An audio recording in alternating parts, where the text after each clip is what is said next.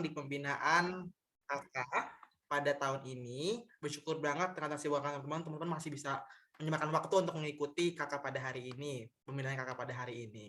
Mungkin teman-teman yang 2021 lagi staffing, atau teman-teman yang semester 6 juga lagi hektik dan kuliah, praktik dan lain-lain. Cuman aku senang banget bisa melihat teman-teman semua di pembinaan pada hari ini.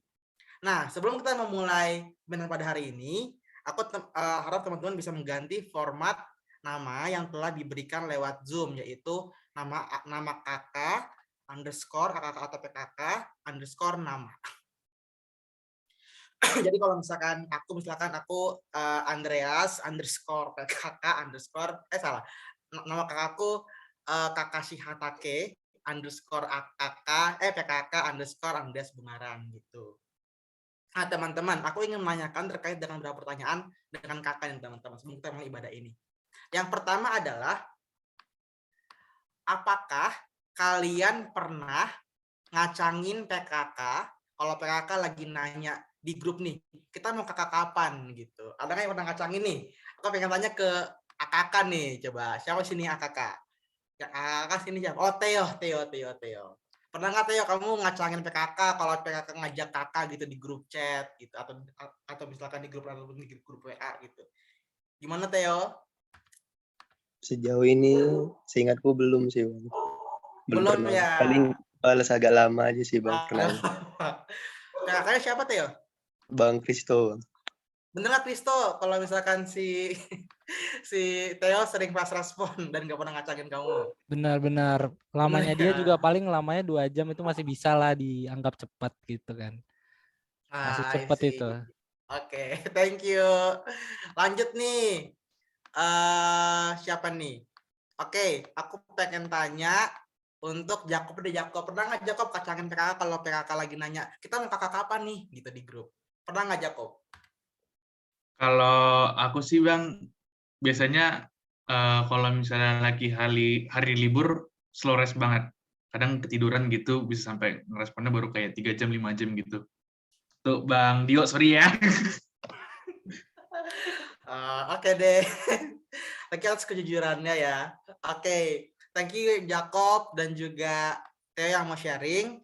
Kita lanjut ke pertanyaan yang kedua nih. Ini untuk PKK. Apa sih yang kalian nikmatin selama kalian bertemu di kelompok kecil? Mungkin boleh aku akan tanya Vina deh, Vina. Oke, yang dinikmatin banyak ya. Kita jadi pertama jadi mengenal pemberitaan firman bareng-bareng, terus bertumbuh, terus kayak oh ternyata di Alkitab tuh ada cerita ini ya gitu. Terus kayak kita saling bertukar pikiran juga gitu, diskusi itu.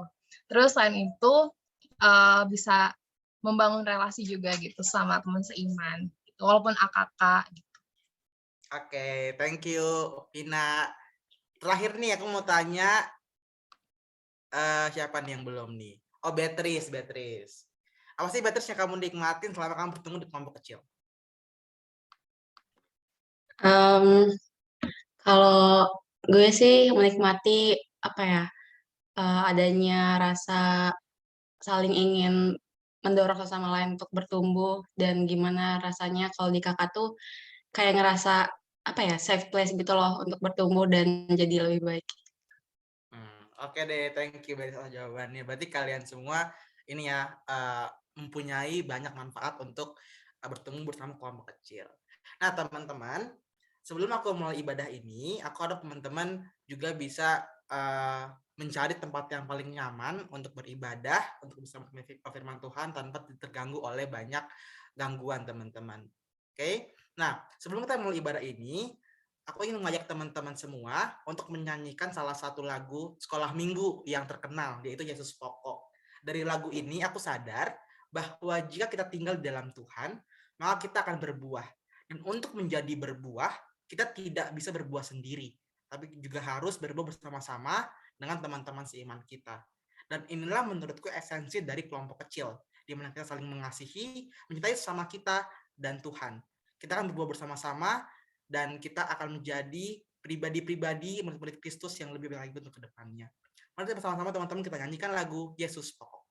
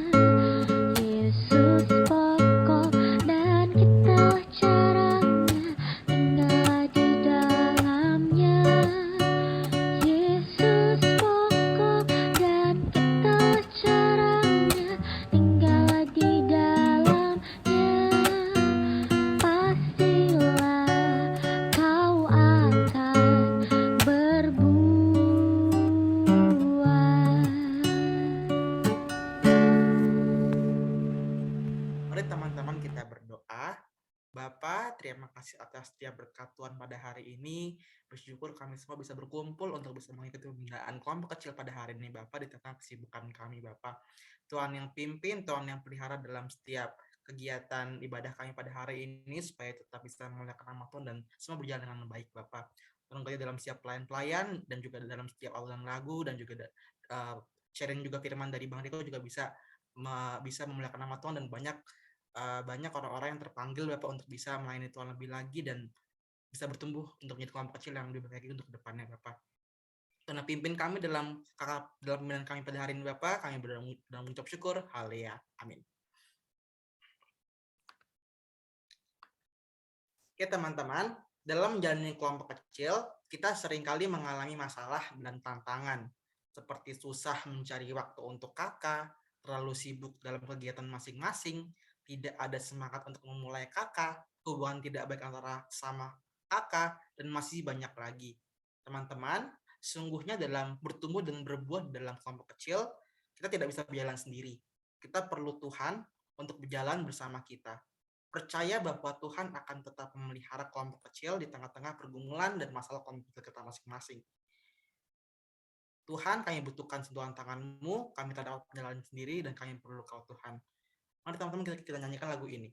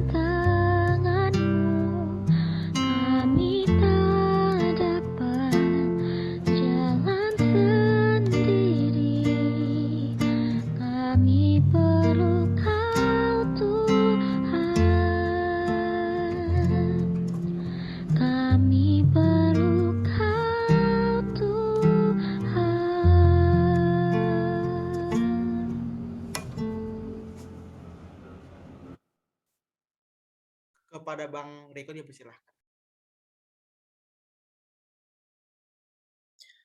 Shalom, selamat sore kawan-kawanku semua.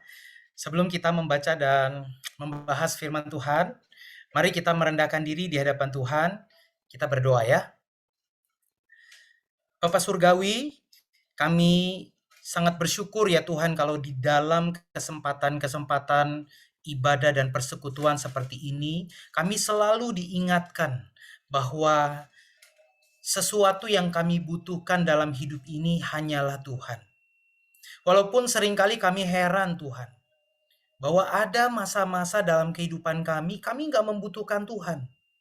Ketika kami lagi senang, lagi happy, lagi pelayanan lancar, pemuridan kami berhasil, dan hanya saat-saat ketika kami merasa bahwa pemuridan kami gagal atau pelayanan kami begitu penuh dengan tantangan dan kesulitan, atau ketika kami dilanda berbagai masalah, disitulah kami baru sadar bahwa kami membutuhkan Tuhan.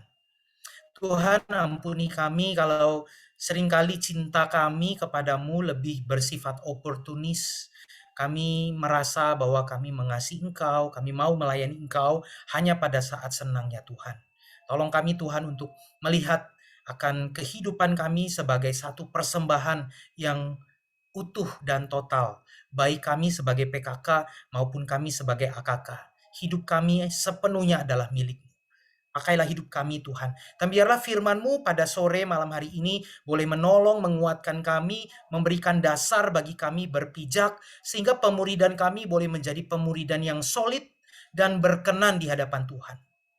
Kami berdoa Tuhan kiranya Engkau menerangi kami dengan Roh Kudus supaya kami dapat mengerti apa yang kami baca dan melakukannya dalam kehidupan kami. Ini doa dan syukur kami Tuhan demi nama Tuhan kami Yesus Kristus. Kami sudah berdoa dan bersyukur. Amin. Sekali lagi shalom teman-teman. Apa kabar? Baik Bang. Baik, Bang. Baik ya. Puji Tuhan. Teman-teman, apakah suara saya jelas? Jelas. Jelas ya, oke. Kamera saya juga jelas ya. Oke, saya izin untuk sharing slide. Oke, thank you. Ada kakak sekolah minggu ya. Oke, kita kenalan sebentar ya teman-teman ya. Sambil, oke, saya tolong dibikin jadi co-host ya, Andreas ya. Thank you.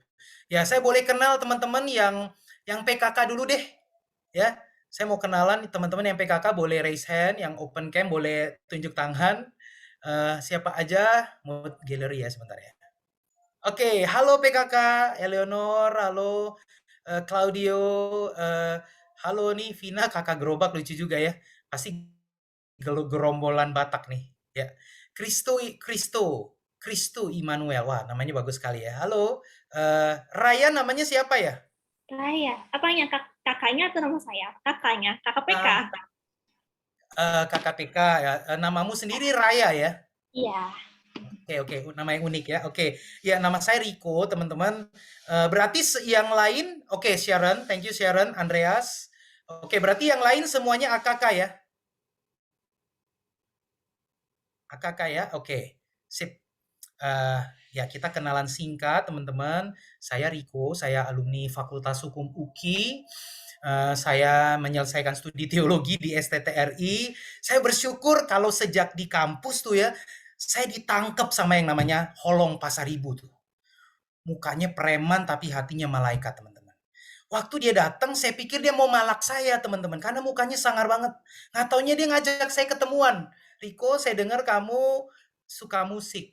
Mau nggak kita belajar gitar? Ya, gue cuma bisa main keyboard, Bang. Tapi gue maulah kalau diajarin gitar gratis, begitu ya. Nah, setiap hari kami selalu nongkrong di sekretariat, kadang-kadang di lorong-lorong kelas, begitu ya. Menanti kelas, begitu ya. Biasanya dia ngajak saya kenalan, kamu anak keberapa. Wah, saya pikir, waduh nih cowok, tapi kok PDKT-nya tuh kayak orang lagi PDKT cewek, begitu ya. Tapi saya ikutin aja karena dia melakukannya juga sama Henry, sama Samuel, sama Victor, begitu ya. Ada kali 1 bulan, japri ya kalau sekarang ya, sebelum dia ngajak kami ketemu dalam kelompok kecil. Nah teman-teman, tapi satu hal, 1 bulan berinteraksi dengan Bang Holong, ya kadang-kadang kami nongkrong, makan bersama, dan setelah itu dia membuka Alkitabnya. Dia jujur tentang keterbukaannya, bagaimana dia jatuh bangun melawan dosa, bagaimana dia bangkit, lalu dia dapat sukacita, ya mengikut Kristus begitu. Ya, pertemuan demi pertemuan itu mengubahkan hidup saya sehingga saya ambil komitmen begini. Kalau Bang Holong bisa mengikut Kristus, Riko juga bisa. Nah, semenjak itu teman-teman, saya aktif dalam kelompok kecil dan saya juga akhirnya 2 tahun berikutnya memimpin kelompok kecil kembali sehingga sampai hari ini saya selalu memimpin kelompok kecil ya. Saya masih memimpin kelompok kecil di Fakultas Hukum UKI dan masih memimpin 2 kelompok kecil TPS. Ya, tim pembimbing siswa, mahasiswa yang melayani siswa. Oke, saya bergereja di GPIB, saya sudah menikah, ini foto saya dengan istri saya. Ini perkenalan singkat ya teman-teman ya. Oke, halo, salam kenal ya teman-teman ya. Oke, tema kita pada hari ini adalah ini ya teman-teman ya. Ini salah satu tema yang unik ya. Kayak main game aja gitu ya. Kalau lu pengen ngumpulin poin ya untuk level up begitu ya, untuk menaikkan ke tahapan yang lebih tinggi ya, kamu butuh skill, butuh kekuatan, ya butuh kecerdikan begitu. Nah sekarang teman-teman coba ya kita review ya. Tadi Bang Andre juga sudah bertanya ya, bener gak nih PKK-nya seperti ini, AKK-nya juga begitu ya, seperti ungkapan like father like son begitu ya, like mother like daughter begitu. Apa betul? Oh ternyata ada benernya juga begitu ya. Nah sekarang kita coba review ya lebih dalam teman-teman. Ya ada kuis singkat teman-teman, cukup jawab iya atau tidak. Nah, supaya kamu nggak ngantuk ya, boleh interaktif teman-teman, kamu boleh chat di room ya, saya akan coba lihat. Oke. Pertanyaannya umum kok teman-teman ya, jadi nggak sampai ngebocorin rahasia AKK lu ya. Jadi kalaupun sama-sama tahu ya nggak apa-apa, tapi kalau kamu nggak mau jawab juga nggak masalah teman-teman ya. Oke, cukup jawab iya atau tidak PKK dan AKK begitu ya. Ya, oke. Aku merasa kurang mengenal beberapa AKK-ku dan sebaliknya. Beberapa AKK-ku dan sebaliknya. Ya kalau Bang Riko ya ada yang belum aku kenal. Oke, Eleanor juga gitu, Andreas. Oke, ya realitasnya begitu ya. Ada yang kita cenderung punya favoritism ya, kita punya faktor like or dislike, itu manusiawi. Kita lebih senang sama yang aktif, yang bisa diandalkan, yang nggak bokis, yang nggak ghosting, yang nggak PHP begitu ya. Kita lebih suka sama yang rohani begitu. Oke, kamu merasa kelompok kecilmu hanya sekadar program?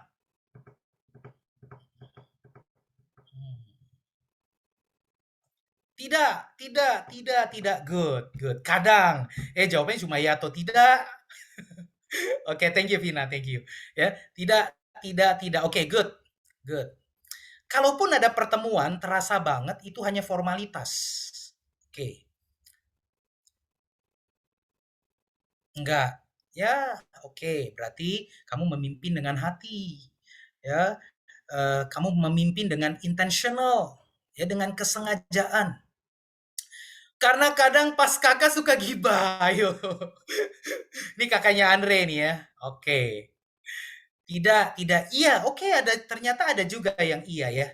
Oke, thank you Vina. Oke, lanjut. Bagiku kelompok kecil adalah seperti rumah atau lingkungan yang suportif. Apakah kamu ngalamin kelompok kecil yang seperti ini, teman-teman? Yes. Berbahagialah kamu. Berbahagialah. Amin.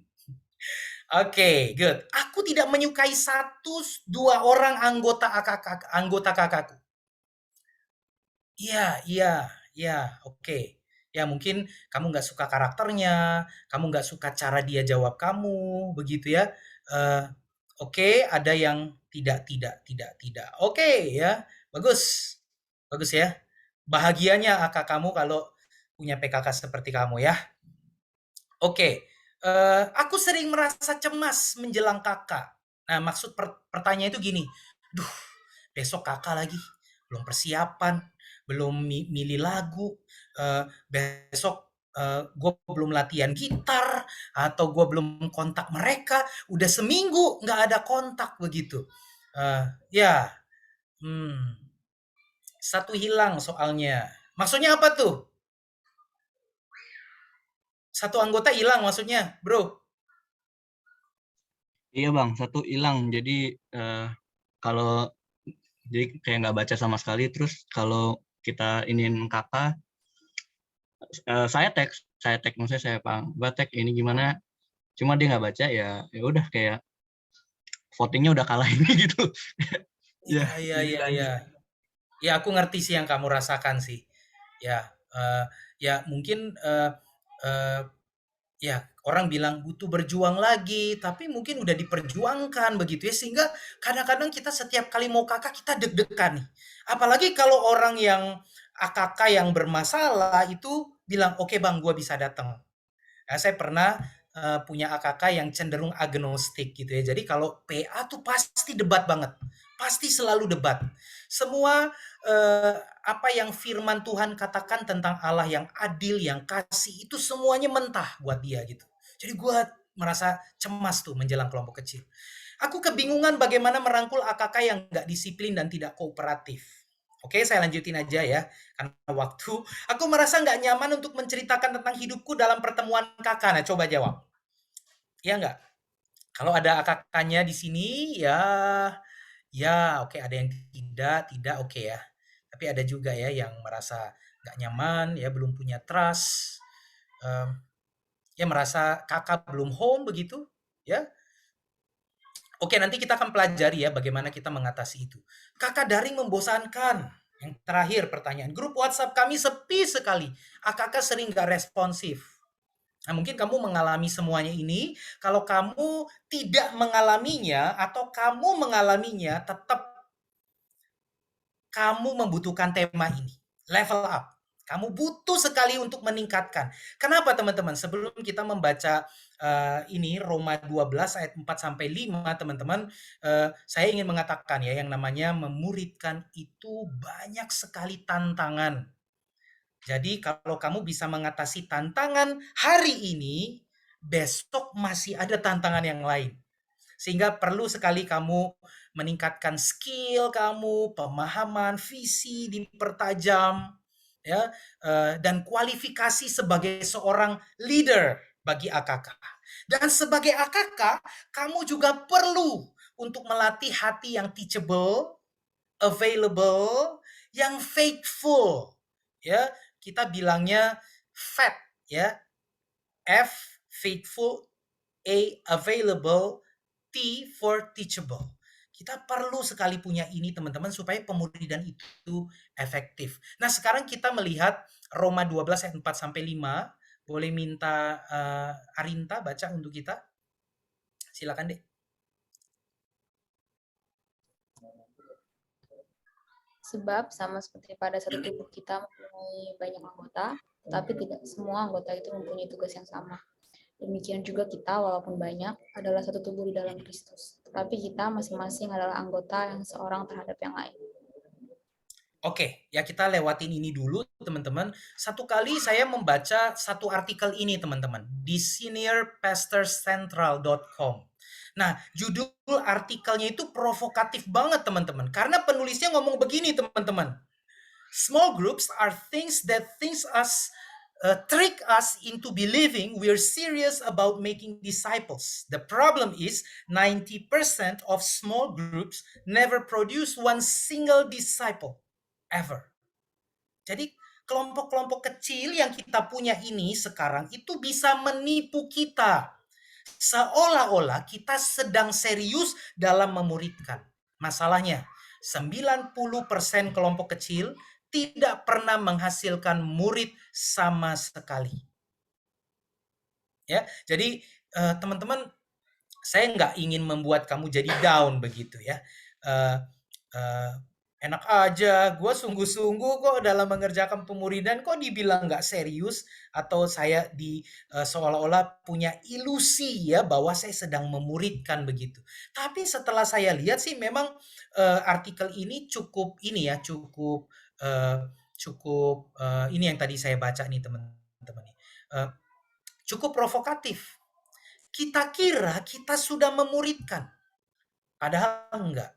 Pemuridan seperti apa yang kita sedang kerjakan? Ya, setiap AKK pasti punya pertanyaan, apakah kelompok kecil ini worth it buat gua?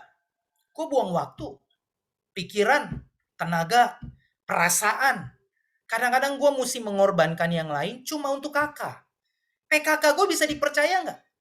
Nah, PKK pun juga punya harapan yang sama. Apakah AKK-ku setia? Apakah pengorbananku ini setimpal ya dengan kesetiaan mereka? Jadi memang kita sangat-sangat amat memerlukan pertanyaan, apa yang harus ada di dalam kelompok kecil supaya kelompok kecil itu betul-betul memuridkan.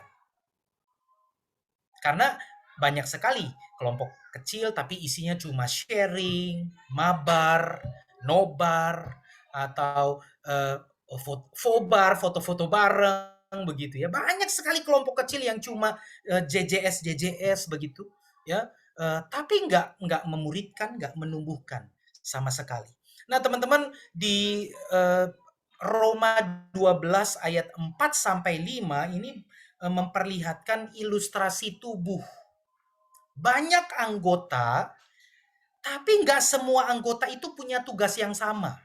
Jadi Paulus melihat bahwa kekristenan itu seperti sebuah organisme, bukan organisasi, ya, tapi organisme, ya, tubuh yang hidup. Ya, ayat 5 dikatakan kita satu tubuh di dalam Kristus. Di dalam 1 Korintus 12 dikatakan Kristus adalah kepala, kita adalah anggota. Ini cerita sekolah minggu ya, jadi kita sudah familiar dengan hal ini. Tapi saya ingin kita garis bawahi kata adalah, teman-teman. Demikian juga kita, walaupun banyak, adalah satu tubuh di dalam Kristus. Jadi PKK, AKK itu satu tubuh. Bahkan kelompok kecil Tesalonika, Eleonor, kelompok kecil Kristu, kelompok kecil Claudio, kelompok kecil teman-teman yang lain, Andreas, itu satu tubuh di dalam Kristus. Ada banyak, tetapi satu tubuh. Dan bukan cuma itu. Tetapi, ya, setelah titik koma, kita masing-masing adalah lagi ya. Tadi satu tubuh dalam Kristus, sekarang adalah anggota terhadap yang lain. Nah, ini yang seringkali diabaikan, dilupakan oleh gereja ataupun juga oleh PMK. Kelompok kecil itu bukan organisasi. Ada ketuanya, ada anggotanya, ada PKK-nya, ada AKK begitu. Ya, bukan. Kelompok kecil adalah organisme, komunitas yang hidup, koinonia, tubuh Kristus. Jadi bukan cuma sekadar keanggotaan, tapi kedekatan. Yang ditawarkan bukan cuma keramah tamahan, tapi persahabatan rohani. Nah, saya pikir teman-teman, ya, apa yang perlu kita tingkatkan, ya, untuk kita bisa menaikkan level kita, teman-teman, apa yang perlu kita tambahkan, kita tingkatkan, maksimalkan dalam kelompok kecil kita? Nah, jawabannya adalah, teman-teman, persahabatan rohani. Ya. Kita balik lagi ke ini ya, teman-teman ya. Nah, ini teman-teman. Ini yang perlu kita tingkatkan. Kelompok kecil yang relasional. Apa itu relasional? Relasi yang mendalam antar pribadi. Kita perlu sekali menjalin relasi yang mendalam. Nah, relasi yang mendalam itu seperti apa? Ya, bukan cuma tahu dia jurusan apa, angkatan berapa, tinggal di mana, dia dari denominasi gereja apa, anak keberapa dari berapa bersaudara, itu mah artificial. Kalau PKK mengenal AKK cuma tahu birthday-nya kapan, statusnya masih jomblo atau bucin atau di korban PHP atau udah jadian begitu ya. Itu mah artificial, teman-teman. Ya, tapi siapa kakakmu? Kamu kenal dia nggak? Apa yang dia lakukan di dalam kamarnya yang tersembunyi? Apa yang dia lakukan di atas ranjang tempat tidurnya? Apa yang tersembunyi di dalam laptopnya? Apa yang dia simpan di balik laci meja belajarnya? Apa yang dia baca? Apa yang dia tonton? Kalau nonton Netflix, film apa yang dia tonton? Nah, maksud Bang Riko tuh begini, bukan berarti kamu mesti jadi stalker atau kamu mesti buntutin ya akak kamu di medsos ya, kamu lihat jejaknya, kamu selalu hadir di situ begitu, kepoin. Bukan itu teman-teman. Tapi relasi yang mendalam itu melibatkan komunikasi, persahabatan, interaksi, dan itu butuh waktu. Nah, ini yang saya ingin kita sama-sama pelajari teman-teman ya dalam sesi ini tentang persahabatan rohani, teman-teman. Ya, ada satu ungkapan mengatakan begini ya, sticks in a bundle are unbreakable. Jadi kesatuan ya dari satu persahabatan rohani atau kesatuan tubuh Kristus teman-teman ini tidak bisa terpatahkan, nggak bisa teman-teman ya. Kalau kita mengenal ya, bersatu kita teguh, bercerai kita runtuh ya. Jadi teman-teman ada satu cerita teman-teman dari Markus 2 ayat 1 sampai 5. Oke, minta tolong Eleanor ya, Salomita tolong baca untuk kita. Markus 2 ayat 1 sampai 5. Kemudian sesudah lewat beberapa hari, waktu Yesus datang lagi ke Kapernaum, tersiarlah kabar bahwa ia ada di rumah. Maka datanglah orang-orang berkerumun sehingga tidak ada lagi tempat, bahkan di muka pintu pun tidak. Sementara ia memberitakan firman kepada mereka, ada orang-orang datang membawa kepadanya seorang lumpuh digotong oleh 4 orang. Tetapi mereka tidak dapat membawanya kepadanya karena orang banyak itu. Lalu mereka membuka atap yang di atasnya. Sesudah terbuka, mereka menurunkan tilam, tempat orang lumpuh itu terbaring. Ketika Yesus melihat iman mereka, berkatalah ia kepada orang lumpuh itu, "Hai anakku, dosamu sudah diampuni." Oke, makasih Dek. Ya, kita coba lihat ya teman-teman satu klip singkat teman-teman. Sebentar.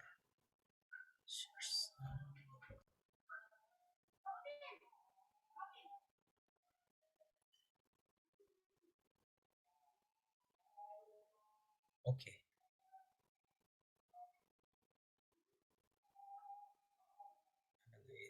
Oke, ada. Udah kelihatan nggak klip?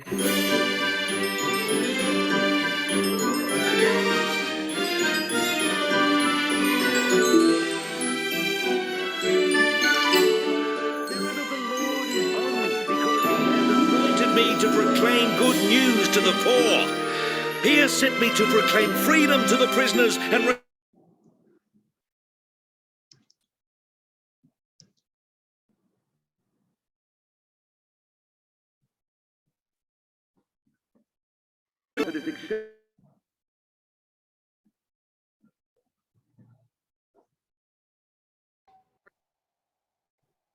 Sorry aku terlempar. Bentar ya. Lanjut.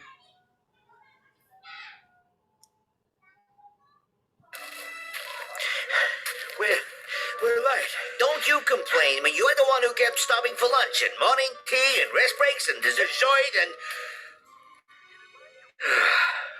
I'm sorry, I know this was important to you. Hang on. Levi, if you're afraid of heights, raise your hand. What? Yay! Envy! Surely you will quote this proverb to me. Physician, heal yourself. And you will tell me to heal. We have heard. What? Look out. Hey, look out. What are you doing? When the sky was what?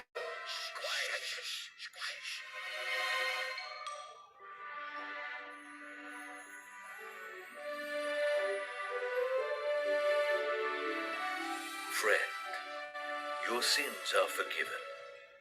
Forgiving sins? Who is this fellow who speaks blasphemy?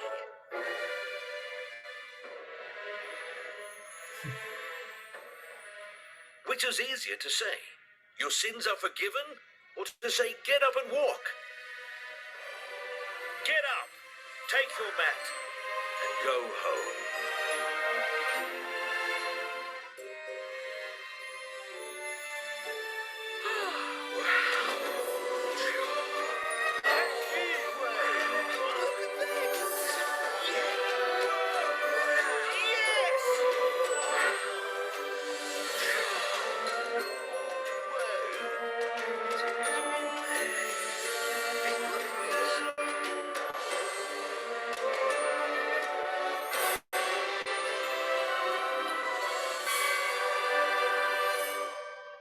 Oke, ini salah satu potret pelayanan Yesus ya di Kapernaum.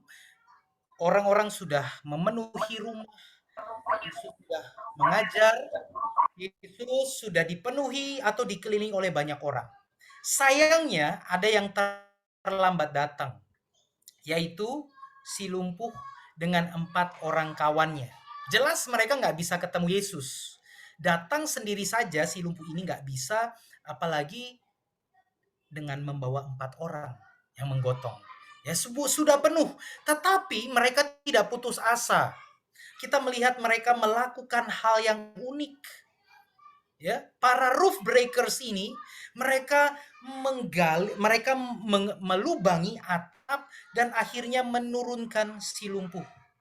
Mereka harus hati-hati. Mereka nggak boleh sembarangan.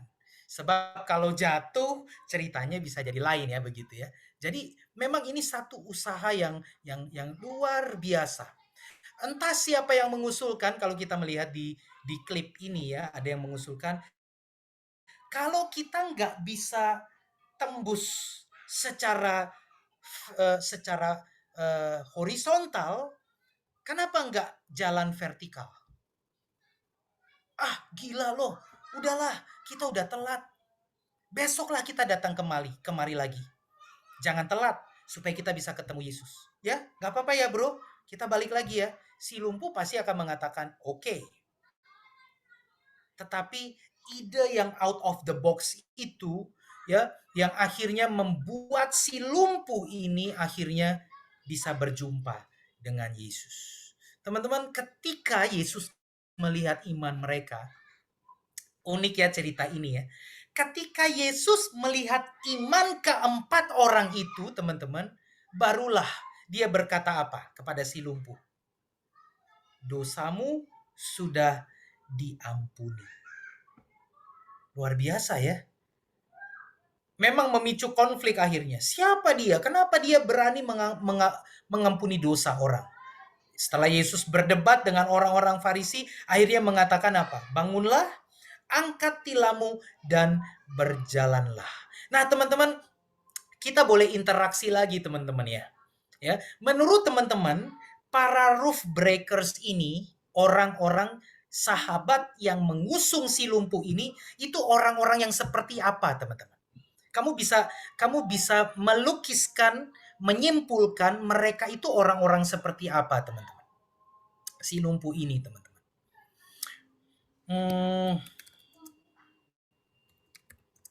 Oke, kalau menurut saya mereka itu setia kawan. Kalau yang menurut teman-teman yang lain, mereka ini orang-orang yang seperti apa? Silakan chat di room teman-teman. Atau open mic juga boleh langsung.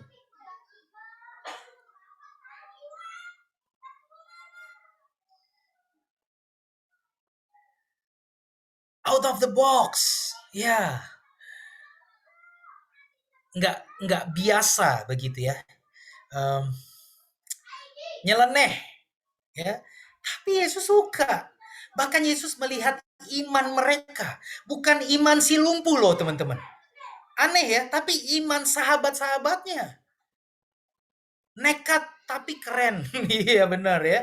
Kerennya karena bisa ketemu sama Tuhan Yesus, tapi nekat. Kalau di situ ada yang punya rumah gimana teman-teman? Bisa diteriakin maling kan? Ya. Terus kalau Yesus menolak gimana? Ya, itu mereka mengambil resiko yang gede itu teman-teman. Dan saya membayangkan teman-teman nekat. Karena membawa seorang lumpuh dengan usungan, itu kan mesti seimbang tuh.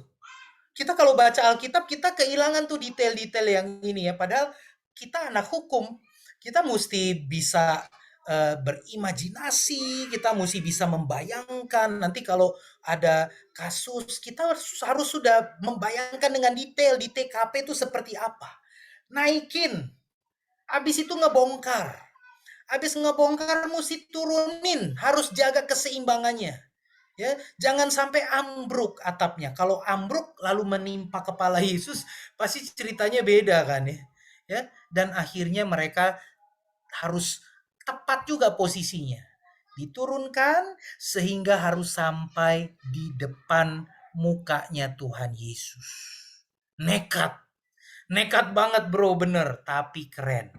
Ya, ya teman-teman ya. Melakukan segala cara untuk membantu temannya. Iya, mereka ini mengasihi. Mereka kalau cuma sekadar nolong ya, menjalankan tugas, pasti mereka akan balik. Mereka pasti akan menyerah. Mereka nggak akan cari cara yang kreatif, yang out of the box itu untuk membawa temannya. Mereka selalu berpikir, what more can we do? Apa yang bisa kita lakukan lebih? Itu yang Yesus bilang. Kalau temanmu minta jalan sama kamu 1 mil, jalan sama dia 2 mil. Kalau akak kamu minta bajumu, serahkan jubahmu. Ya, kalau akak kamu nampar pipi kananmu, kasih pipi kirimu. Ini kasih yang out of the box, melakukan segala cara untuk membantu temannya, teman-teman. Dan lain-lain. Loyal, ya. Mereka ini setia kawan, mereka loyal, mereka faithful, mereka setia, mereka berani menanggung resiko, ya. Dan yang terakhir, teman-teman, mereka adalah orang-orang yang beriman. Sehingga Yesus melihat iman mereka dan akhirnya menyembuhkan si lumpuh. Nah teman-teman, kenapa saya mengajak kamu merenungkan kisah ini dari Roma 12 ayat 4 sampai yang ke-5, teman-teman? Karena ini gambaran yang paling indah tentang persahabatan. Kita banyak cerita ya di Yesus dengan murid-muridnya, Yohanes 15, aku menyebut kamu bukan lagi hamba, aku menyebut kamu sahabat. Hamba nggak tahu apa yang dilakukan tuannya, tapi sahabat memberitahukan semua rahasia kepada sahabatnya. Bahkan aku menyerahkan nyawaku kepada sahabatku. Nggak ada kasih yang lebih besar daripada seorang sahabat yang menyerahkan nyawanya bagi sahabatnya. Ya, tapi ini kisah yang real, teman-teman. Kisah yang konkret tentang kasih persahabatan yang berbagi hidup. Sehingga teman-teman di dalam kelompok kecil, kita sama-sama meyakini community is not just about being together. It's about doing life together. Kelompok kecil bukan soal pertemuan demi pertemuan. Hari ini bahas MHB bab 2 dari Efesus pasal dari Matius pasal berapa? Pasal 1 ayat 35 sampai 39. Lalu sharingnya tentang gimana lu memulai saat teduh. Ya, di dalam pertemuan itu terjadi dinamika, interaksi. Tapi community bukan itu saja, teman-teman.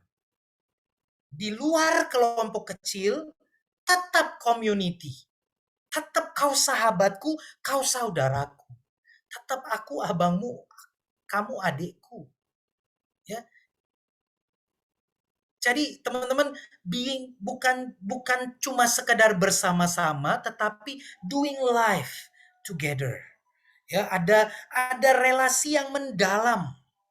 Ya, menjalani hidup bersama. Susah kuliah daring, banyak tugas, ya, bikin paper, bikin penelitian, survei, harus menghafal ini dan itu, lalu latih nalar, logika dan sebagainya. Nah teman-teman, apakah suka dan duka dibagi bersama? Sehingga teman-teman, kesusahanmu jadi kesusahanku, sukacitaku sukacitamu. Itu jadi prinsip, teman-teman. Ada yang lagi COVID, ada yang lagi sakit, demam berdarah, begitu ya. Kita care gak? Kita tahu gak apa yang dia pikirkan dan rasakan? Kita tahu nggak ketakutannya, kepanikannya? Kita hadir nggak? Ya, saya nggak bilang itu berarti kamu harus melebihi keluarganya gitu ya. Tapi teman-teman, kalau Tuhan sudah percayakan komunitas, saya nggak ngomong PKK dengan AKK ya, tapi AKK juga harus perhatikan PKK. Kenapa? Karena dia menghabiskan siang dan malam mendoakan kamu. Itu kalau PKK yang baik ya. Dan kalau kamu merasa ada perubahan-perubahan dalam hidupmu, itu karena ada lutut yang berdoa untuk kamu. Doing life together. Nah, teman-teman, apakah ada teman-teman terjadi kelompok kecilmu mengalami ini? Doing life together. Kelima sahabat tadi itu betul-betul doing life together. Susah, senang, sama-sama ditanggung. Ya, si lumpuh ini susah, tapi keempat sahabatnya merasakan susahnya. Dan mereka berpikir keras, bagaimana caranya membawa si lumpuh ini kepada Yesus. Itu doing life together. Kalau ada yang hilang, yang lain nyari nggak? Yang lain ngerasa kosong nggak? Ya, nggak bang, ya iyalah baru 2 atau 3 kali pertemuan gitu ya. Tapi 2-3 kali pertemuan itu cukup kali ya teman-teman ya. Satu pertemuan itu bisa 1-2 jam, bisa isinya kenalan, ngobrol ngalor ngidul, ada PA, ada pujian bersama, dan doa pujian bersama itu mendekatkan teman-teman. Kalau misalnya ya saya kelompok kecil sama si Andre, sama si Eleonor ya, sama si Leonarda begitu ya. Ketemu beberapa kali ya, di situ kita bersekutu, beribadah, baca firman sama-sama, itu mendekatkan. Ya, karena memang kehadiran Allah Tritunggal itu menyatukan, dan kesatuan kita itu seperti kesatuan Allah Tritunggal. Doing life together. Apakah itu terjadi di dalam kelompokmu? Kalau enggak, itu yang mesti ditingkatkan. Ya teman-teman ya. Nah, satu bagian dari Sirak ya, saya izinkan saya untuk baca teman-teman, Sirak 6. Ya, Sirak kalau di orang Protestan itu tidak termasuk kanon dalam Alkitab. Kalau saudara-saudara kita yang Katolik memang menjadikan ini bagian dari kitab suci. Ya, Sirak 6 ayat 14-17 bilang begini. Sahabat setiawan merupakan perlindungan yang kokoh. Siapa menemukan orang serupa itu, kata barang siapa kayak undang-undang ya. Siapa yang menemukan orang serupa itu sungguh mendapat harta. Ya, perlindungan yang kokoh seperti mendapat harta. Sahabat setiawan tiada ternilai. Harganya tidak tertimbang. Obat kehidupan, dan orang yang takut akan Tuhan memperolehnya. Orang yang takut akan Tuhan memelihara persahabatan dengan lurus hati, sebab seperti ia sendiri, demikian pun temannya. Saya suka sekali ya. Kalau teman-teman memiliki, memang teman-teman, Tuhan Yesus juga kelompok kecilnya tidak terlalu ideal ya. 12 orang. Kamu mimpin 12 orang gempor juga ya teman-teman ya. 12 orang dengan berbagai latar belakang begitu. Makanya Yesus tahu dia harus punya orang terdekat.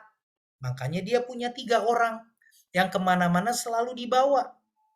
Masih ingat Simon, Yohanes, dan Yakobus.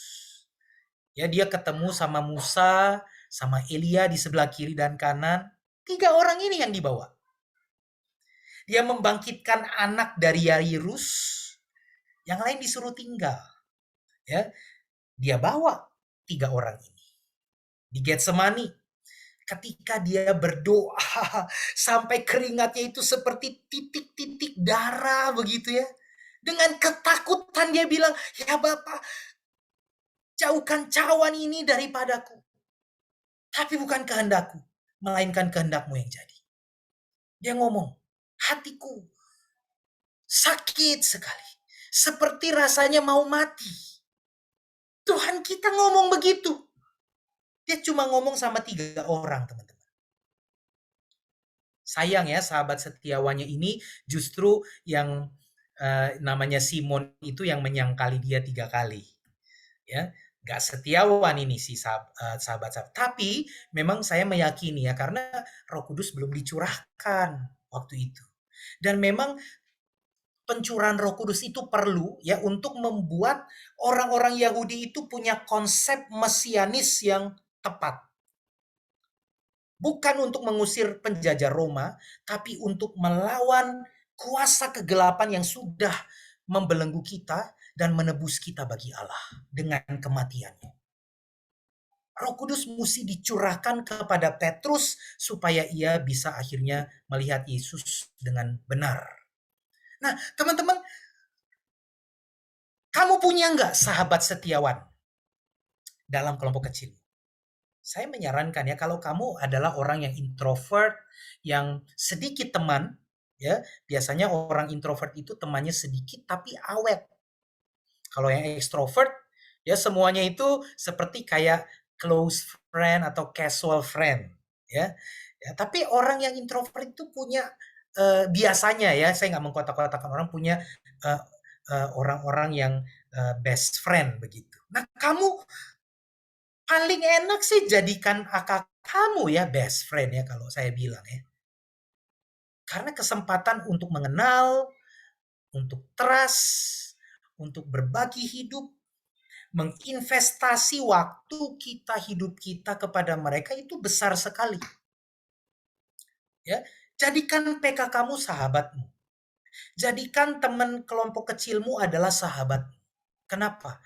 Karena Tuhan sudah anugerahkan.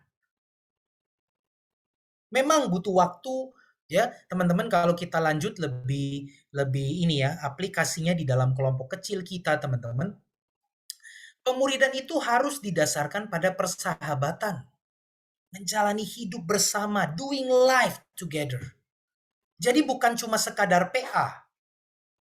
Bukan cuma sekadar nyanyi-nyanyi gitu ya dari YouTube. Ya, kalau kakak daring kan memang kayak gitu ya, pertemuan demi pertemuan. Guys, besok ngumpul nggak? Gas, kuy, atau apa gitu ya. Tapi betul-betul menjalani hidup bersama begitu. Ya, saya hampir tiap hari selalu chat sama kakak saya. Bro, gimana hidup lo? Aman? Bro, gimana masih hidup? Gitu ya. Ya pertanyaannya kayak gitu ya, tapi ya bang, masih bang gitu. Lo gimana bang? Ya iyalah masih hidup nih, gue masih bisa berkata-kata gitu. Terus ada kakak gue yang gini, bang gue jatuh lagi bang. Gue kali ini gue buka pornografi begitu. Tapi kali ini agak spesial bang.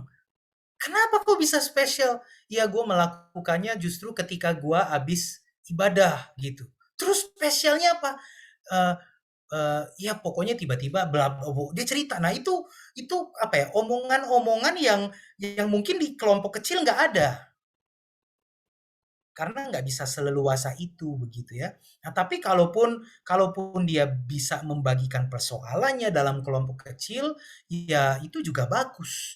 Teman-teman, itu yang Yesus lakukan ya, dia ingin kita mengubah paradigma kita sehingga kelompok kecil kita itu harus bergerak dari aktivitas ya, ataupun juga dari relasi yang artificial, yang permukaan, menjadi hubungan yang mendalam, yang accountable. Nah, masalahnya kamu berani nggak buka topengmu?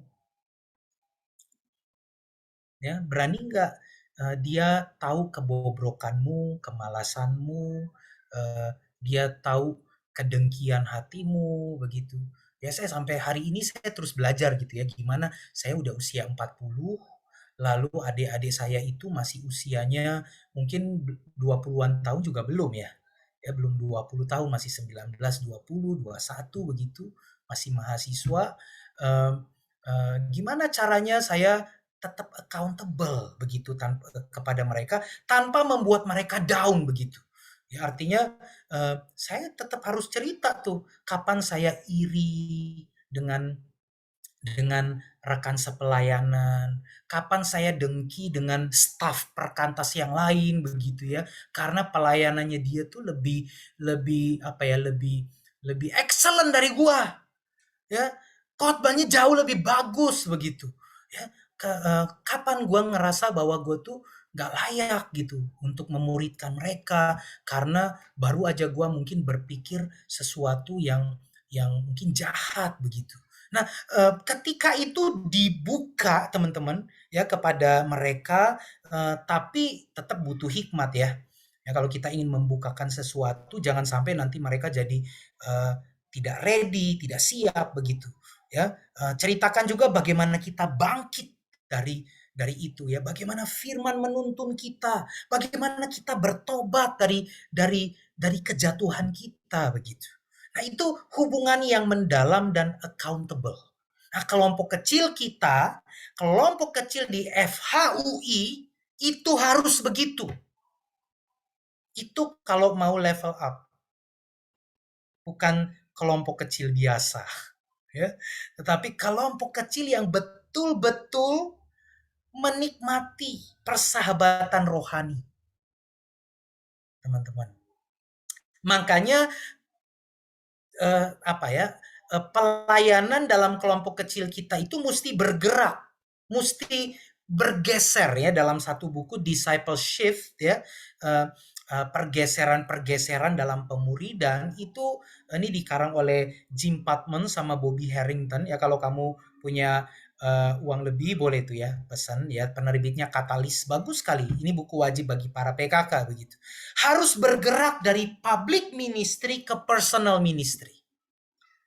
Ya, jadi teman-teman kita memang cenderung ya melakukan pelayanan ya pemuridan itu seperti public ministry.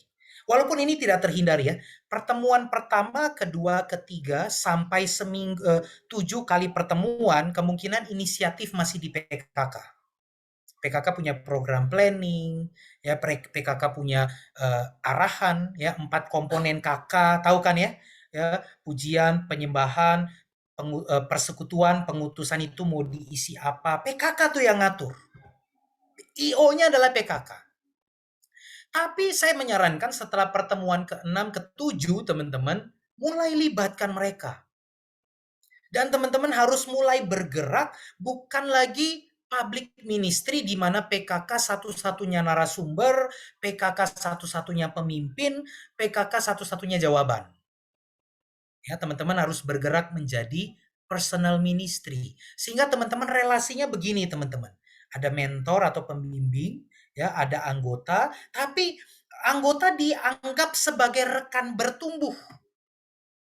Ada juga orang yang dibimbing tetapi sekaligus rekan bertumbuh. Jadi PKK harus melihat bahwa AKK-nya adalah pribadi-pribadi yang Tuhan anugerahkan untuk pertumbuhan rohaninya. Sama seperti aku hadir PKK untuk AKK-ku, aku rindu kamu bertumbuh makin serupa dengan Kristus. Itu personal ministry. Sehingga teman-teman kalau kayak begini kita nggak mungkin memperlakukan mereka sama. Pribadi unik di hadapan Tuhan. Jadi si A, si B, si C, kalau kamu mimpin 3 orang ya, kamu punya waktu ya untuk japris ya, kamu punya waktu untuk kontak ya, kamu punya waktu untuk ngobrol berdua ya, itu bisa diatur. Ini praktisnya teman-teman ya. Ya seminggu berapa kali begitu ya. Pokoknya bagian-bagian dalam hidup mereka jangan kamu lewatkan. Kapan pertama kali mereka menjalani ujian perdana di kampus? Ya, ujian tengah semester perdana, ujian akhir. Kapan mereka pertama kali menerima ujian pertama mereka? Kamu ada nggak di situ? Ya, kapan mereka berjumpa dengan lawan jenis yang menarik perhatian mereka? Ya, jangan pacaran dulu. Jangan ya teman-teman ya, jangan dilarang begitu ya. Aku aja belum pacaran, kamu udah pacaran. Nah iya, gua lebih laku dari lu bang begitu ya. Nah, tapi ketika itu terjadi, kamu ada nggak di situ? Kamu jadi teman nggak? Ya. Nah, ini memang mahal ya teman-teman, karena kita ini sama-sama sibuk. Iya bener. Jangan sentuh. Itu target gua selanjutnya begitu ya. Ya, ya PKK AKK rebutan cewek gitu tuh lagu lama ya, itu bisa terjadi teman-teman. Tapi kalaupun itu terjadi teman-teman, ya aku pikir ya, kalau relasimu dekat dengan AKK kamu pasti bisa selesai. Ya, oke kok jadi ngomongin itu ya. Jadi teman-teman, rekan yang bertumbuh ya, itu Tuhan anugerahkan dalam hidupmu dalam wujud PKK maupun teman-teman kelompok kecil. Ya, nikmati teman-teman bagaimana teman-teman ini ya saling berbagi dalam kelompok kecil. Itu berarti teman-teman, prinsip komunikasi dalam kelompok kecil bukan monolog. Ini monolog nih, Bang Riko ngomong. Lu ngerti nggak ngerti, bodoh amat, nanti ada tanya jawab silakan, begitu ya. Ya tapi kalau dalam kelompok kecil nggak bisa gitu. Ya, Tesalonika habis, silakan Tesalonika baca ayat 1, baca nomor 1. Pagi-pagi benar, kira-kira jam berapa? Ya kira-kira jam 4 kali ya. Hari masih gelap, Yesus bangun pergi keluar untuk berdoa. Oke, thank you. Arinta, Salomita gimana kamu melihatnya? Ya kira-kira 4:30 lah, lewat dikit gitu kalau Indonesia. Oke, yang lain gimana? Nah, jadi semua ikut menjawab teman-teman. Dialog, bukan monolog. Terus kalau ada pertanyaan misalnya, Bang, boleh nggak kita pacaran sama Siti Zubaidah atau Muhammad Zulfikar misalnya? Boleh nggak? Oke, kita buka yuk. Nah, itu baru bagus ya kalau PA ya. Tapi jangan langsung menjawab. Gimana teman-teman yang lain? Ini teman kita nanya nih, pertanyaannya bagus ya. Boleh nggak kita ini, kalau di saudara sepupu kita itu udah disahkan ya katanya ya. Ya nikah beda agama udah boleh begitu ya. Kalau dengar dari Cokro TV ya, atau dari 2045 gitu itu udah boleh begitu. Nah, sekarang menurut pandangan firman Tuhan boleh atau enggak? Gitu. Ya, jadi teman-teman ya itu ya kalau di agama mereka juga sudah punya kekuatan hukum yang sah begitu ya, kita mesti aware juga tuh ya. Kadang-kadang AKK kita pun juga akan sampai pada kasus seperti itu. Nah, teman-teman, sorry saya udah kebanyakan ngomong. Mungkin ini slide terakhir teman-teman ya. Kalau kita membayangkan public ministry, personal ministry dalam pemuridan kita, itu berarti kita memperlakukan tiap-tiap anggota sebagai pribadi ya, secara personal. Itu berarti pelayanan kita pun juga mesti seperti ini teman-teman. Kolose 1 ayat 28 sampai 29 Paulus ngomong begini. Dialah, maksudnya Kristus, yang kami, Paulus dan timnya, ya, kata-kata ini bisa diganti FH ya. Jadi dialah yang FH atau yang pengurus FH atau komisi pembinaan FH beritakan apabila tiap-tiap orang kami nasihati dan tiap-tiap orang kami ajari dalam segala hikmat untuk memimpin tiap-tiap orang kepada kesempurnaan dalam Kristus. Itulah yang kuusahakan dan kupergumulkan dengan segala tenaga sesuai dengan kuasanya yang bekerja dengan kuat di dalam aku. Jadi Paulus ini bukan public ministry. Ya, dia menulis surat, dia berkhotbah, dia mengajar, dia seorang apologet yang efektifnya luar biasa, produktif sekali. Tapi ternyata pelayanannya itu personal sekali. Tiap-tiap orang kami nasihati. Kamu boleh baca ya surat Roma pasal yang terakhir. Ada begitu banyak salam di situ. Kalau kamu kumpulkan dengan surat-surat Paulus, kurang lebih Paulus memuridkan dalam hidupnya ada 30 orang lebih. 30 orang. Ya, yang dimuridkan oleh Paulus. Tiap-tiap orang kami ajari dalam segala hikmat. Tiap-tiap orang kami pimpin kepada kesempurnaan dalam Kristus. Saya nggak tahu nih kapan dia tidur, kapan dia makan, ya, kapan dia mikirin, dia kan nggak kawin ya Paulus ini ya. Kapan dia mikirin, kalaupun dia nggak kawin, dia kan pasti masih punya keluarga, entah saudara atau orang tua mungkin, ya. Kapan dia mikirin Timotius yang juga butuh dikuatkan dan sebagainya, teman-teman. Tapi itulah yang kataku usahakan, itu seperti kayak orang lagi nge-gym, teman-teman. Kataku pergumulkan seperti orang lagi bergula, teman-teman. Dengan segala tenaga sesuai dengan kuasanya yang bekerja dengan kuat di dalam aku. Ya, jadi teman-teman, intinya saya mau mengatakan apa yang saya omongin pada malam hari ini, kalau kamu ingin meningkatkan level pemuridan kamu ke tingkat yang lebih tinggi, teman-teman, ya, kamu mesti merubah sistem atau pelayanan pemuridanmu dari public ministry menjadi personal ministry, dari aktivitas kegiatan menjadi relasi yang mendalam dan accountable, atau dalam kata lain menjadi sahabat rohani bagi AKK. Ini mahal karena kamu sibuk. Berapa SKS yang kamu ambil? Berapa pelayanan yang kamu sedang jalani sekarang? Ada yang udah punya pacar? Pacarmu nggak boleh dianggurin. Kamu mesti bertanggung jawab dengan hubunganmu. Masih punya orang tua kan? Masih punya tugas tanggung jawab di rumah? Kalau kamu ngekos pun, kamu juga mesti harus merapihkan, mengerjakan tanggung jawab di kos, studi, pekerjaan, tugas-tugas, tugas gereja kalau kamu ambil juga saya pernah ketemu dengan mahasiswa yang punya 7-8 peran tanggung jawab. Dan dia ketua PMK. Waduh. Ya.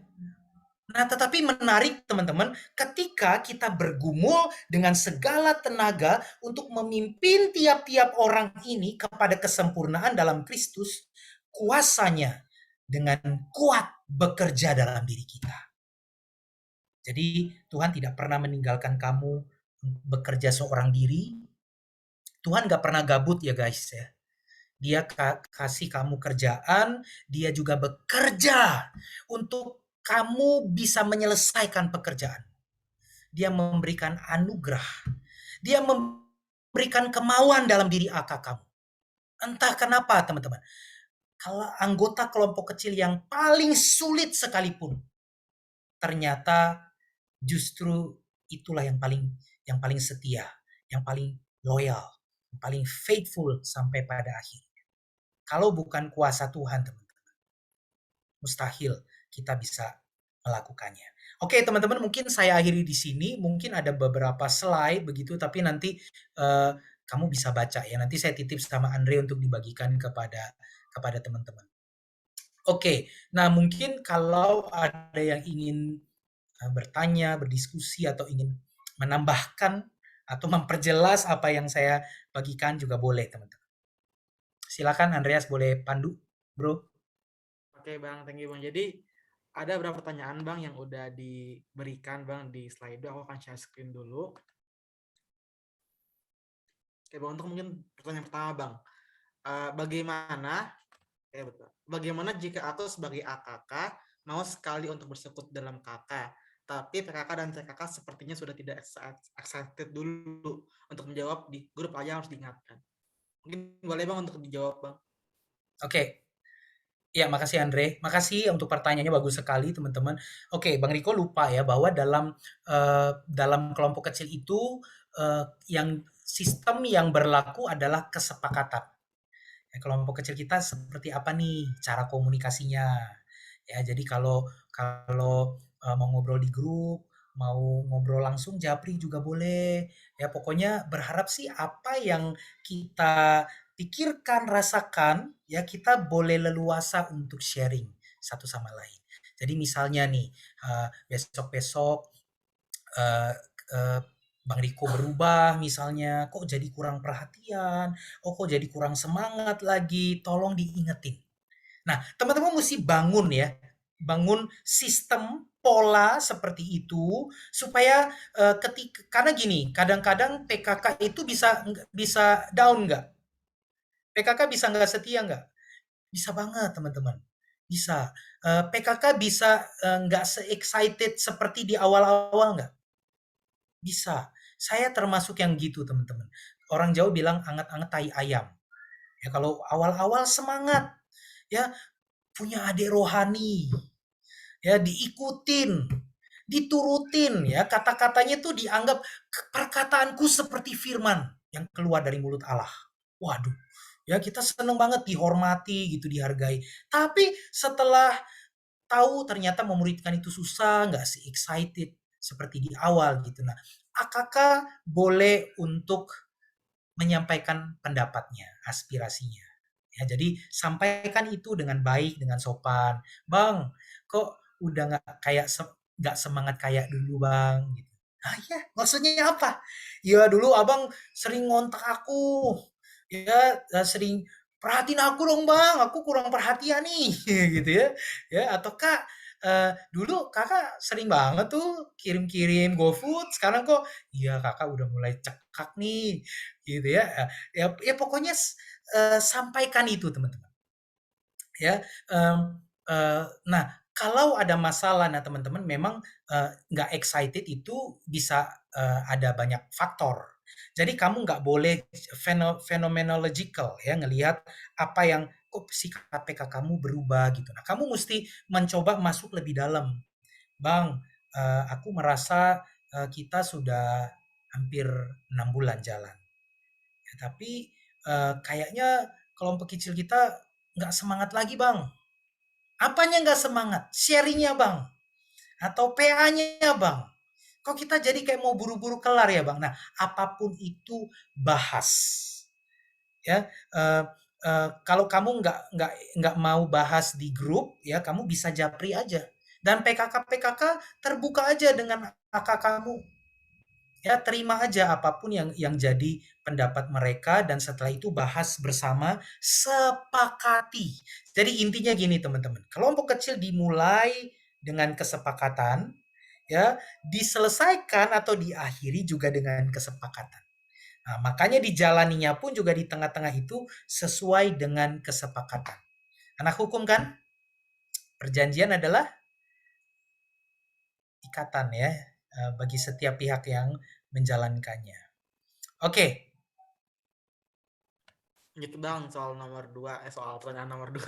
Nah dalam kondisi online ini langkah-langkah konkret apa saja yang bisa aku lakukan untuk bisa bersahabat dengan aku? Aku orangnya nggak suka ngechat basa-basi sih bang. Hehe. Iya ya.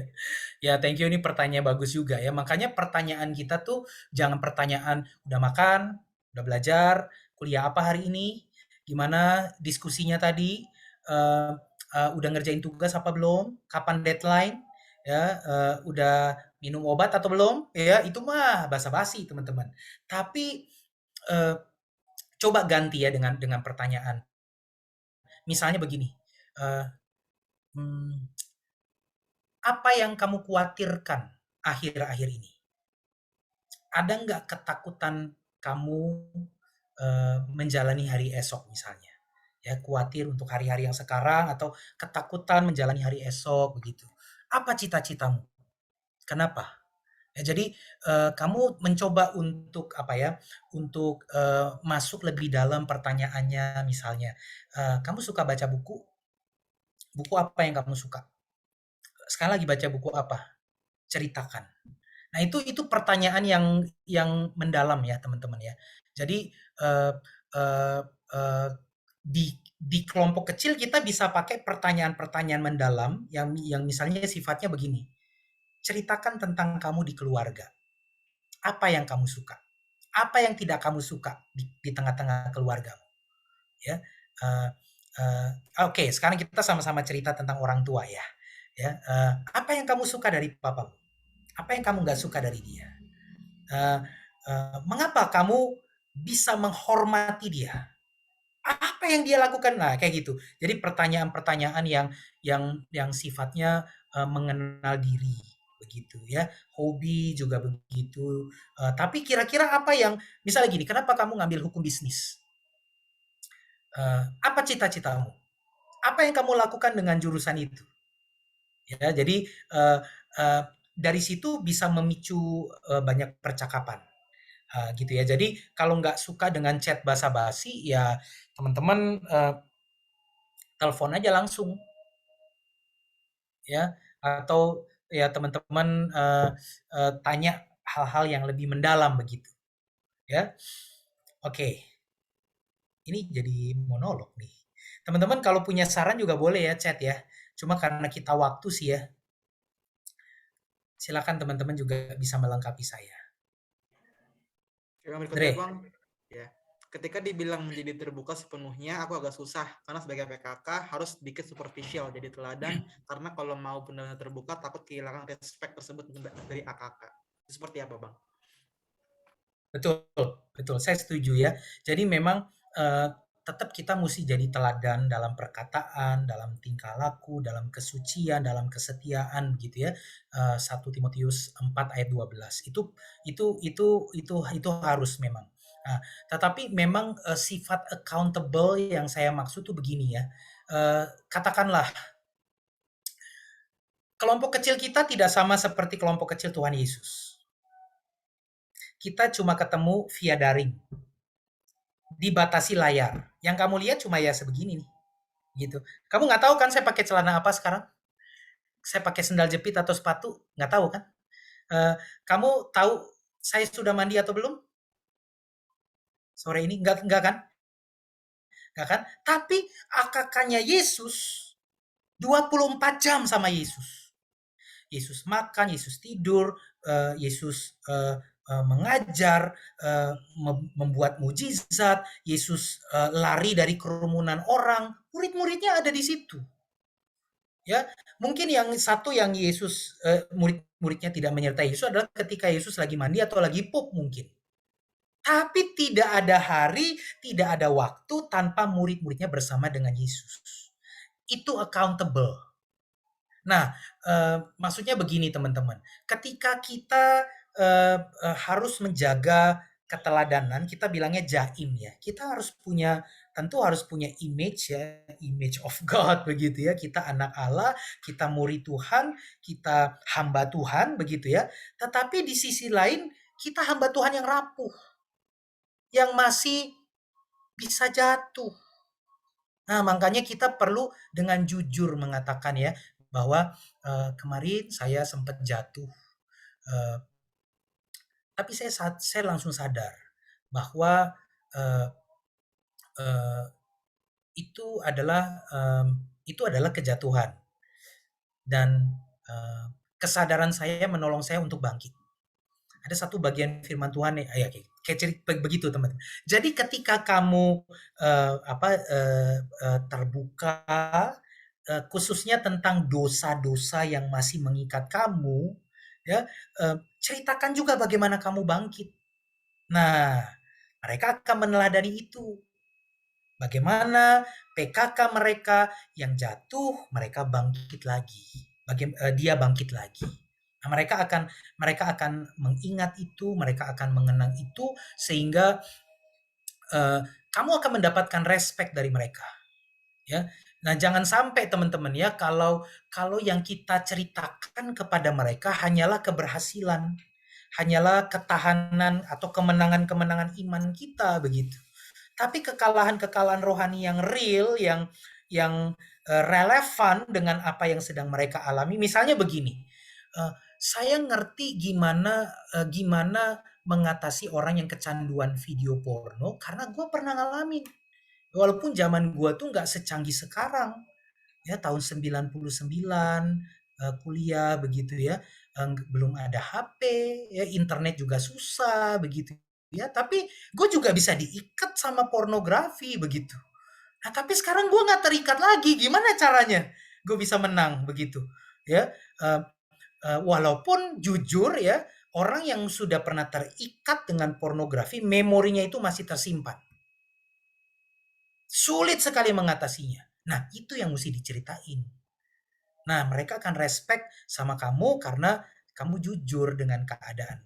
Kamu bukan malaikat. Ya. Ya. Oke.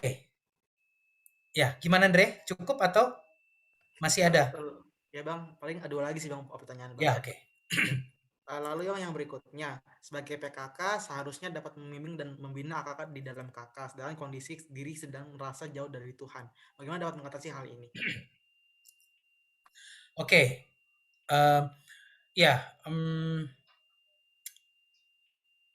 Oke, thank you. Benar, kamu mesti aware dengan keadaanmu, ya. Jadi kalau kamu punya awareness, ya, kamu punya kesadaran bahwa kamu sedang jauh dari Tuhan, itu kerohanian yang sehat. Itu kerohanian yang baik. Kalau kamu nggak aware, itu justru yang bahaya. Nah, saya menyarankan ketika kamu sedang jauh dari Tuhan, ya, kamu langsung datang kepadanya. Jujur, Tuhan, gue nggak punya selera nih sama Tuhan. Tuhan, gue nggak tertarik sama lu. Tuhan, kok segala sesuatu yang berkaitan dengan lu, gue nggak peduli. Gue cuma maunya main game, Tuhan. Gue cuma maunya nonton Netflix, Tuhan. Gimana Tuhan nih caranya Tuhan? Nah, akui dengan jujur teman-teman, atau ketika ada dosa akui. Nah, teman-teman boleh ambil waktu untuk retret pribadi. Entah mungkin kamu di dalam kamar, kamu dengan selembar kertas kosong, kamu menulis apa yang jadi doamu. Itu akan menolong kamu mencurahkan isi hati yang kalau kamu cuma diem aja pikiranmu kemana-mana tuh. Ya, kamu overthinking, ya, kamu toksik dengan masalah begitu. Ya, kamu coba tuliskan, tuangkan ya. Itu menjadi apa? Tanda kutip, menjadi mazmurmu. Ya. Bagikan kepada Tuhan, curahkan isi hatimu. Hati yang remuk dan patah tidak dianggap hina oleh Tuhan. Nah, ketika kamu sudah begitu, minta pertolongan. Minta pemulihan. Nah, nanti kalau kamu sudah pulih, kamu bisa ceritakan itu kepada AKK kamu. Jadi teman-teman, kalau kamu dalam kondisi sedang mengatasi jauh dari Tuhan, ya atasi. Kepadamu diberikan kemampuan dan kuasa untuk pulih. Ya, sekalipun kamu mesti tertatih ya, untuk melakukannya, tapi Tuhan kasih kuasa. Kenapa? Roh Kudus yang ada dalam diri kita itu akan berdoa kepada Allah dengan keluhan-keluhan yang tidak terucapkan. Dan dia akan menolong kamu bisa mengatasi krisis iman, pergumulan, dosa, pencobaan yang sedang kamu alami, sehingga kamu dapat terus membimbing AKK kamu, bahkan dalam kondisi yang sulit. Nah, kalau kamu nggak bisa mengatasi, ya, kamu butuh konseling. Nah, kami di Perkantas itu ada namanya divisi counseling, ya, ada staff-staff yang memang profesional, mereka memang belajar Christian counseling, ya, dapat predikat MTH counseling begitu. Jadi itu bisa menolong kamu. Mungkin ada bagian-bagian dalam hidupmu itu yang kamu itu butuh terapi, ya. Kamu itu butuh ada treatment khusus, ya, sehingga ya kadang-kadang dalam masalah-masalah berat udah didoakan, udah baca Alkitab, nggak nolong. Dan itu mesti counseling. Begitu. Nah, bagusnya sih kalau kamu misalnya kalau ada masalah kamu bisa kontak abang, kakak staff gitu ya, atau alumni, saya butuh counseling. Ya, itu amat sangat menolong. Oke. Oke Bang, mungkin gara-gara terusan waktu ini kali Bang, mungkin satu lagi pertanyaan Bang. Karena pandemi kadang ada beberapa kakak yang tidak melakukan PA dengan baik. Jadi kadang kita menyuruh untuk PA dan mengumpulkan hasil PA-nya. Apakah kita sebagai PKK salah melakukan itu? Ya, nggak salah ya. Nggak salah. Kita bisa PA dengan cara apapun juga, tapi teman-teman intinya gini, PA itu tuh harusnya dialog. Jadi bukan ngasih tugas lalu kita periksa gitu. Tapi penggalian itu mesti dilakukan bersama-sama. Jadi kalau kamu menyuruh AKK kamu untuk PA lalu ngumpulin hasil PA-nya, bahas. Ya, jadi dia juga senang. Dia merasa bahwa ketika kamu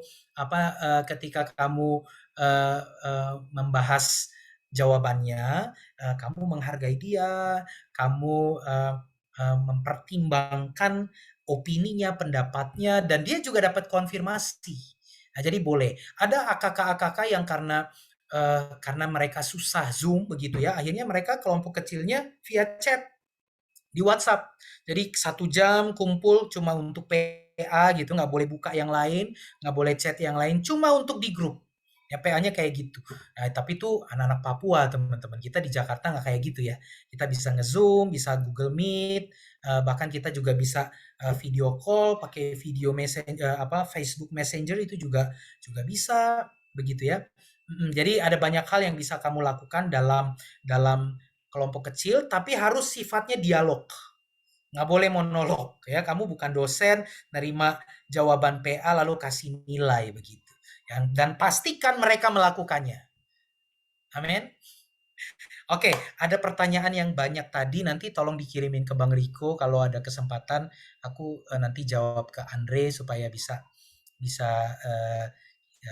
kira-kira pendapat Bang Riko gimana gitu ya. Oke, thank you teman-teman untuk kebersamaan kita. Nanti PowerPoint aku juga nanti aku kirim ke Andre kalau teman-teman ingin baca-baca lagi bisa ya. Oke, kita doa ya. Ya, kita doa ya. Mari kita bersatu dalam doa. Bapak Surgawi, terima kasih karena Engkau menganugerahkan satu pelayanan yang sungguh luar biasa. Memuridkan beberapa orang menjadi orang-orang yang serupa dengan Kristus. Ini bukan satu pekerjaan yang mudah, tapi kami mau melakukannya dengan tekun, dengan mata tertuju kepada Kristus. Tolong kami Tuhan untuk mengabaikan segala sesuatu yang menyusahkan kami Tuhan, demi pertumbuhan rohani anak-anak anggota kelompok kecil kami. Dan tolong kami Tuhan untuk menjadi murid-murid, menjadi anggota-anggota kelompok kecil yang baik dan setia. Karena Tuhan bukan saja menyiapkan kami menjadi murid, Tuhan sedang membentuk kami menjadi pembuat-pembuat murid di masa yang akan datang. Tuhan kiranya siapkan kami. Berkati kelompok-kelompok kecil yang ada, berkati bidang kelompok kecil yang memonitoring, menjadi sahabat, mendampingi setiap PKK dan AKK bertumbuh dalam kelompok-kelompok kecil yang ada. Terima kasih Tuhan, ini doa dan syukur kami demi nama Tuhan kami Yesus Kristus, guru kami yang agung, pembuat murid yang efektif sepanjang sejarah. Kami sudah berdoa dan bersyukur. Amin. Thank you Bang Riko atas firman-Nya.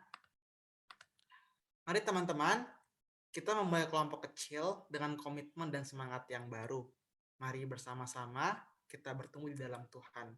Mari kita minta pertolongan Tuhan untuk bersama-sama menyebarkan bahasa cintanya dalam kelompok kecil kita masing-masing. Mari teman-teman kita nyanyikan lagu Bahasa Cinta.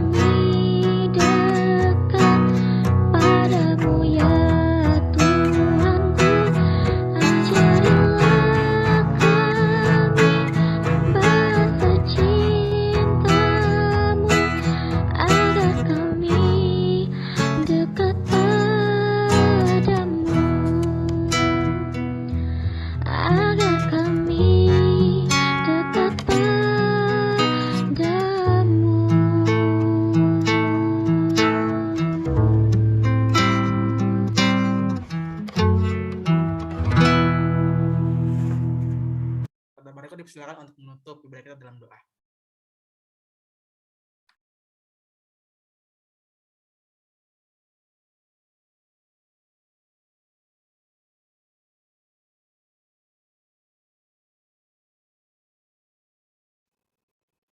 Doa tutup ya?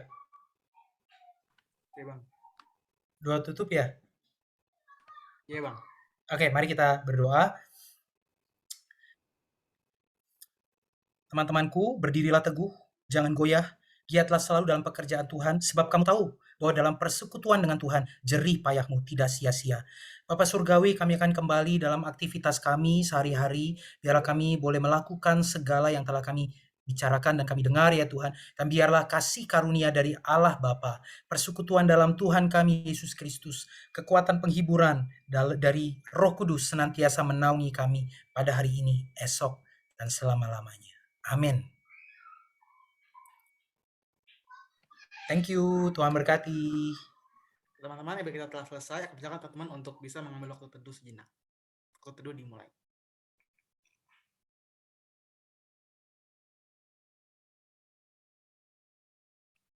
Waktu teduh selesai. Oke teman-teman, thank you telah datang di pembelajaran pada hari ini.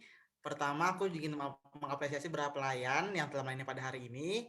Ada Bang Riko sebagai pembicara, Tessa sebagai gitaris, aku sebagai MC, dan Ele sebagai singer. Mungkin boleh teman-teman mengapresiasi pelayanan pada hari ini di kolom chat maupun melalui reaction. Next.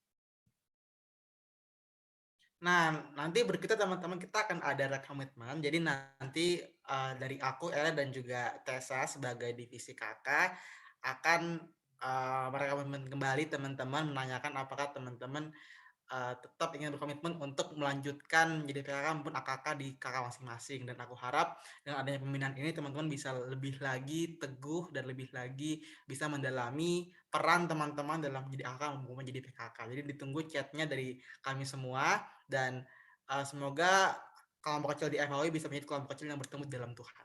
Lalu berikutnya juga ada persekutuan doa kakak yang akan dilaksanakan di kemudian hari dan akan diberitahukan selanjutnya oleh divisi kelompok kecil. Nah, mungkin buat teman-teman sebelum kita mengakhiri ibadah kita pada hari ini, teman-teman semua boleh on cam, kita mau foto bareng nih teman-teman. Yuk on cam. Mari kita foto.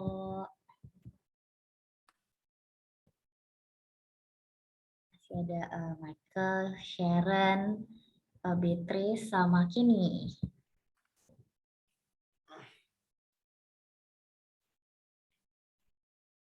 Oke, Sharon pakai reactionnya. Oke, Beatrice. Kini sama Michael gimana? Oke, kita akan foto ya, Bang Riko dan teman-teman. 1, 2, 3. Oke, terima kasih semuanya untuk kehadirannya. Terima kasih. Terima kasih ya. Tuhan berkati. Terima kasih ya Bang Mbak. Makasih Bang Riko dan divisi kakak. Semangat ya. Terima kasih, Tuhan berkati.